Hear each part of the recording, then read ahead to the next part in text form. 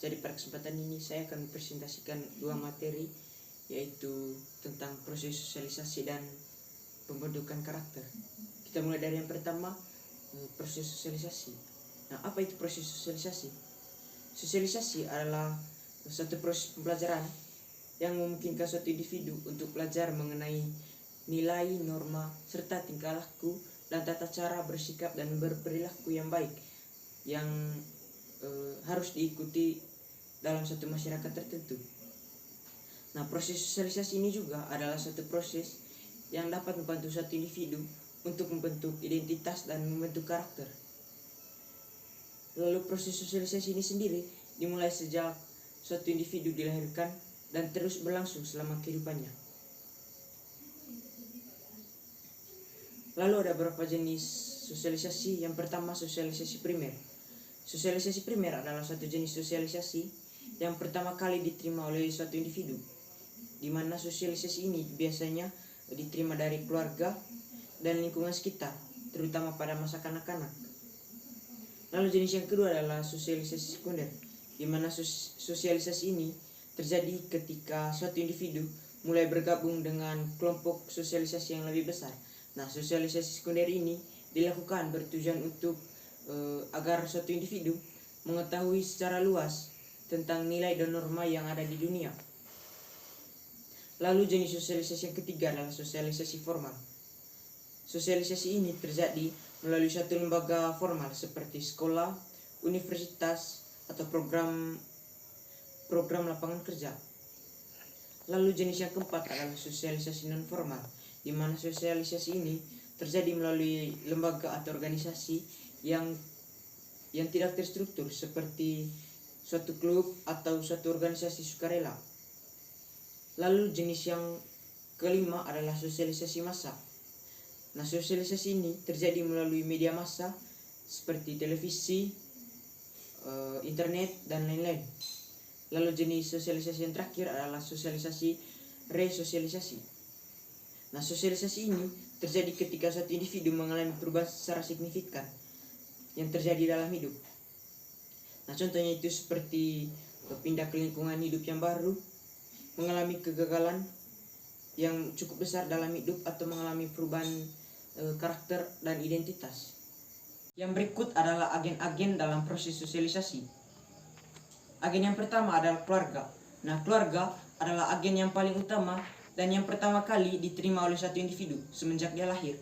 Nah, dalam keluarga sendiri, seorang individu atau satu individu mulai diajarkan mengenai nilai dan norma serta tata cara bersikap dan perilaku yang baik dalam masyarakat. Hal ini bertujuan untuk mempersiapkan suatu individu agar menyesuaikan diri dengan peraturan yang berlaku, serta agar suatu individu tersebut tidak melakukan penyimpangan. Lalu agen yang kedua adalah sekolah. Nah, sekolah merupakan agen sosialisasi yang penting bagi anak-anak dan remaja, karena di sekolah suatu individu dapat diberi pelajaran mengenai norma dan nilai sosial, yang dimana tidak hanya terpaku pada norma dan nilai sosial yang hanya berlaku pada suatu masyarakat tertentu, tapi diajarkan mengenai nilai dan norma yang sudah mencakup secara globalisasi atau secara mendunia. Lalu di sekolah sendiri kita dapat diajarkan mengenai beberapa hal seperti bagaimana kita bekerja sama, berkomunikasi dengan baik, lalu kita dapat mencapai suatu keterampilan akademik yang baik. Agen yang ketiga adalah agama. Agama adalah agen sosialisasi yang mempengaruhi perilaku dan keyakinan suatu individu.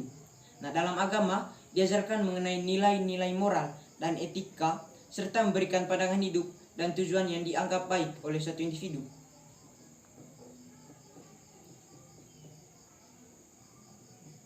Agen yang keempat adalah media. Nah, media merupakan agen yang memiliki peran penting dalam membentuk sikap, nilai, dan berperilaku masyarakat. Nah, karena melalui media, suatu individu dapat mempelajari tentang hal-hal yang berbeda dan memahami perbedaan yang ada dalam masyarakat atau yang ada pada suatu wilayah. Lalu agen yang kelima adalah teman. Teman juga merupakan suatu agen yang memiliki peran penting dalam proses sosialisasi. Dikatakan penting karena teman menjadi suatu kelompok yang paling utama dalam kehidupan kita, yang dimana kita dapat saling mengenal pribadi kita dengan orang lain.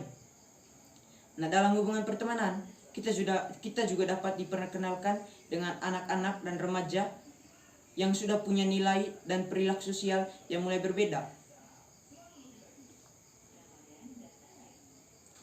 Lalu, yang berikut adalah fungsi dari proses sosialisasi. Ada beberapa fungsi yang kita dapat dari suatu proses sosialisasi. Fungsi yang pertama adalah membantu individu untuk mempelajari nilai dan norma serta tata cara untuk berperilaku yang baik dalam suatu masyarakat. Lalu yang kedua, dapat membantu suatu individu untuk membangun identitas. Karena dengan adanya satu proses individu, kita dapat belajar bagaimana identitas kita. Nah, salah satu contohnya dengan adanya hubungan pertemanan.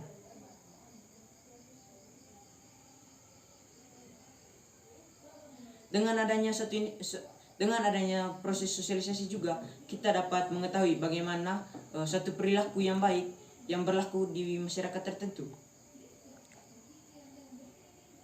Lalu fungsi yang berikut adalah mempersiapkan suatu individu untuk berperan sosial. Nah, maksudnya di sini sosialisasi dapat membantu individu untuk mempersiapkan diri agar peran sosial yang dia dapat dia jalankan. Lalu yang terakhir adalah tujuan dari proses sosialisasi. Nah, tujuan dari proses sosialisasi adalah membantu setiap individu menjadi anggota masyarakat yang baik, yang taat, yang dimana berfungsi dengan baik dan dapat berinteraksi secara efektif dengan orang lain.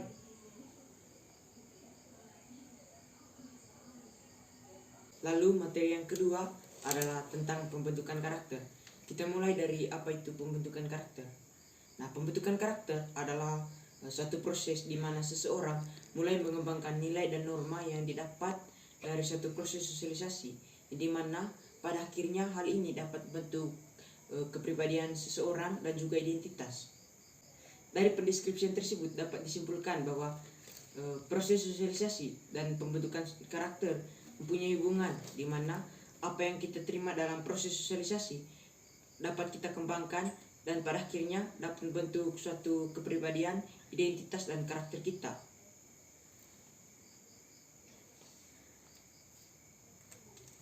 Lalu faktor-faktor yang mempengaruhi pembentukan karakter dalam lingkungan sekitar.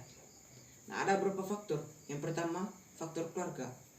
Keluarga adalah faktor yang paling berpengaruh dalam pembentukan karakter seorang individu, di mana dalam keluarga diajarkan beberapa nilai serta norma yang dimana dapat mempengaruhi kepribadian suatu individu dan juga pada akhirnya dapat membentuk kepribadian individu tersebut. Lalu anak-anak juga dapat meniru semua aktivitas yang dilakukan oleh orang tua mereka. Nah, dari sini orang tua harus berhati-hati dalam melakukan aktivitas di hadapan anak mereka, karena dapat mempengaruhi pembentukan karakter seorang anak dan juga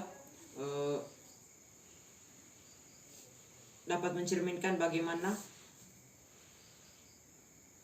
kehidupan dalam keluarga tersebut. Lalu faktor yang kedua adalah faktor lingkungan.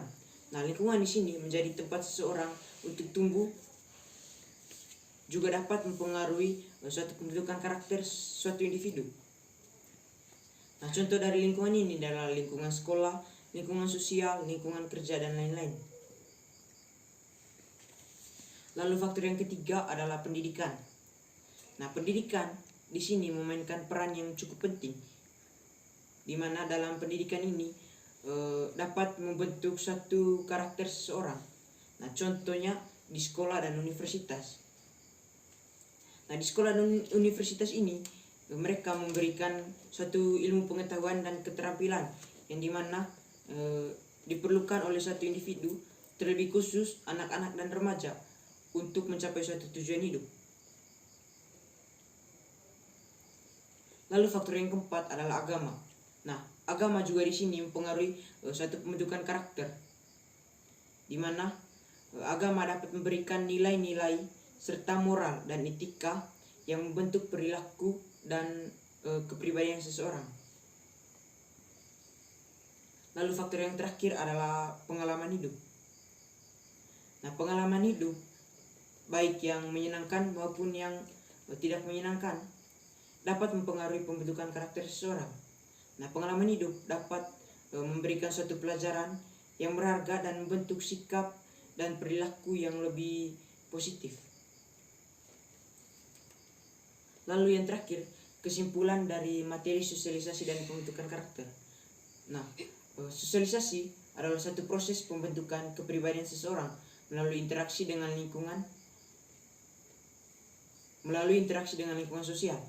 Nah, dalam proses sosialisasi, suatu individu belajar untuk meniru